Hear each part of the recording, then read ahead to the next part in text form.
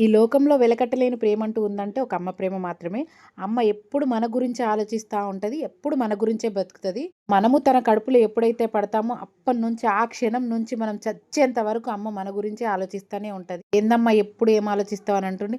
"ఏముంటది బిడ్డ మీ గురించి తప్ప నాకేం ధ్యాస ఉంటది చెప్పండి" అని అంటదనమాట. మేమైతే ఎప్పుడు మా అమ్మని హ్యాపీగా ఉంచాలని చూస్తాము. ఈ లోకంలో మనమంటూ ఎవరికైనా రుణం ఉన్నామంటే ఒక తల్లిదండ్రులకు మాత్రమే. జన్మ జన్మలకి వాళ్ళ రుణం తీర్చుకోలేం మనమైతే. మేము ముగ్గురం ఆడపిల్లలమైనా ఏ రోజు బాధపడలేదు నాకు ఆడపిల్లలు పుట్టారే అని చెప్పేసి. అలాగే మా నాన్న కూడా మమ్మల్ని కంటికి రెప్పలా చూసుకున్నాడు. మేము ఇలా ఉన్నామంటే దానికి కారణం మా అమ్మ నాన్ననే. కొంతమంది తండ్రులు ఎలా ఉంటారంటే ఆడపిల్ల పుట్టిందంటే చీదరించుకోవడం, అలుసుగా చూడడము అట్లా ఉంటారు. కానీ మా నాన్న అలా కాదు. తన కడుపుకు తినకపోయినా మా కడుపు నిండా పెట్టాడనమాట మా నాన్న.